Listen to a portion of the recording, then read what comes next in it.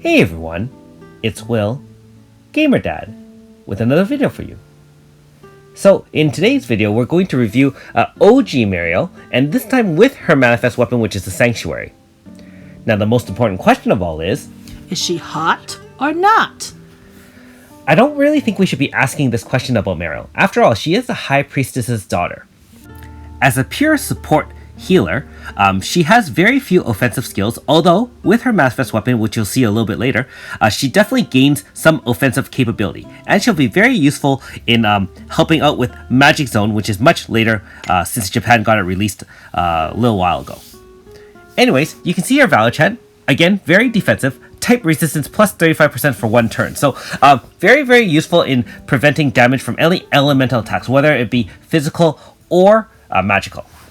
Now, in terms of three moves we're going with, we can go with the OG Aurora Force, which is pretty much the gold standard in terms of shields.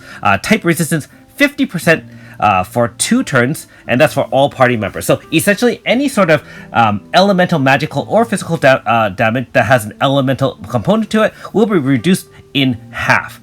Allows you to survive the most devastating attacks in the game from all those endgame bosses.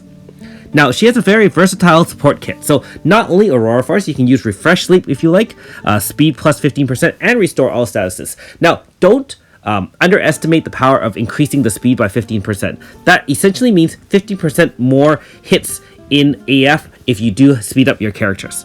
And finally, Cure Leaf, which restores a small amount of HP, but the main thing is it can restore all statuses as well. So, you can really alternate between those three in terms of the support / healing component if you need to, depending on who you're taking on. Because, some bosses are pure physical, for example, some need the Aurora Force shielding, some apply poison, in which case you'll need one of those status removals, so on and so forth.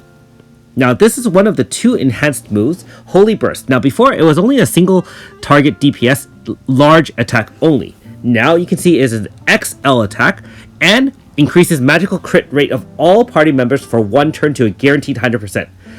Now this is amazing. Remember, magical users generally don't have any ability to apply crit unless you use the crit magic rate up from the Grasta. So this allows your your mages to really do a lot of damage, and again, must I emphasize that when Magic Zone comes out, this will be very useful in allowing your mages to do the most damage possible in the game. I will still say that magic attacks probably aren't as versatile and as powerful as physical attacks, being that you can stack a lot of different physical resistance debuffs and things like that. But still, you have another avenue in case the enemy is resistant to physical attacks. And of course, again, the gold standard in the OG healing, Pure Cradle. Again, before it was a large regen and HP restore. Look at this now. XL restore, XL regen, and a small MP regen. And you can see that in action, which I'll show. So bear in mind, without manifest weapon, she'll heal around 2000 HP, give or take, depending on any sort of modifiers in terms of int boost, badges, and so on and so forth. And her regen's probably in the 5-ish range, 500 or so. So when you see the new numbers, pretty substantial, and that's without even using enhanced healing Grasta. And if you really wanted to do that and turn her into a pure healer, you can do so. Now, here's the Grasta setup. It's just purely to enhance her speed and HP so she can 5 more hits. And here's her 5-star board, so you can see her OG moves before the enhancements with the manifest weapon. Again, like all manifest weapons, it does reduce the MP cost by 20%, and with the small MP heal, you're going to run out of MP way later in a fight. So let's take her out for a spin. If you haven't already, make sure you like and subscribe to my channel. I really appreciate it. I also do have a Patreon account for those who want to support me this way. So, as if she's going out on her own, she can more than handle herself. I mean, she doesn't do the most DPS, but let's be honest, she'll survive essentially forever until she runs out of MP. And she can even regen her MP, using her Pure Cradle now. So you can see it did take 2 full Holy Bursts to kill the enemy. The first one just did a nominal amount of damage, 11k or so. But with the crit, it did do in the 20-something range, which is enough for most mobs in the game. Now, this is a very interesting thing. So note that she is a non-type magical attack, but note that the Ruby Hema actually resists her attack.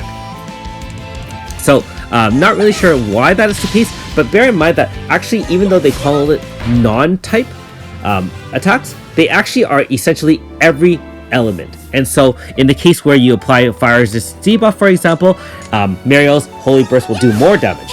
Or in zones, I believe it will also enhance her moves, although I can't confirm that. So here we go against Salamander, and I know she's not going to take on Salamander by herself. She just doesn't have the power or longevity to do enough damage for her. But I wanted to show the difference between obviously her heal right there, 3k, and the 20 MP heal and 600 regen. And I also want to show the difference in not using Aurora Force, which I mean everyone should be using Aurora Force if you have Mariel, but just the difference in how long you can last if you don't cast it versus casting it. So, you know, when we didn't cast it, you're taking over 2,000 damage for many of the hits, and you know, that's just not good. So let's start off turn 1 with Aurora Force, which you've probably seen me do countless times when fighting on all the tough optional bosses. And instead of taking 2k, we're taking in the 700-800 range, and that way, you know, we can survive a lot longer, and then we can heal. The only downside to Aurora Force is that it only lasts 2 turns, so you really want to watch the status of your character, especially when you're fighting. Make sure you recast the Aurora Force when it fades. Otherwise, you'll get caught off guard by one of those magical or physical elemental attacks, and then you'll die. So that's really, really important.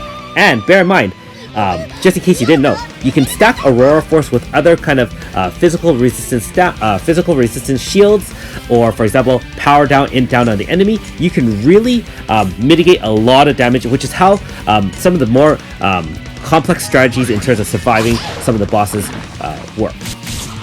Okay, so let's take on Regen Worm, because this will give you an idea of how far along her offensive capabilities have come since not having a Manifest Weapon. So of course, the outside shell, or the first part, is weak to wind. So we have our AS Suzette, my way through of course, with Manifest Azami, and we're just going to do those quad hits with Exquisite Blossom. Keep in mind that with Manifest, her petals don't go away, so her stacks keep in mind, and we keep in play, and we just 4 hit until the enemy's dead, and we'll just overkill it. So I really like that. It's actually quite amazing. If you look at this team, I believe all of them have Manifest Weapons. So I really do like that the devs do issue Manifest Weapons for all our characters, so that, you know, some of the older characters who've really lost some of their allure and power have, you know, some additional capabilities given to them. Okay, so remember that in this portion, the boss is actually resistant to everything, null damage, but you have to kill these these smaller cells of sort, and they're only weak to magical attacks. So this is where Mariel really shines. Note that when we cast Holy Burst, right away the AoE from Garyu just does a tremendous amount of damage, and if we cast Holy Burst every turn, it'll wipe everything out. So watch this. Holy Burst. Okay, crit, and then because we killed them again, oops, targeted the wrong person, and again crits, 100k, kills all of those off. Bear in mind that with OG Manifest Garyu, his single explosion attack, even though it's only single target, it boosts all magic staff users by 50% damage.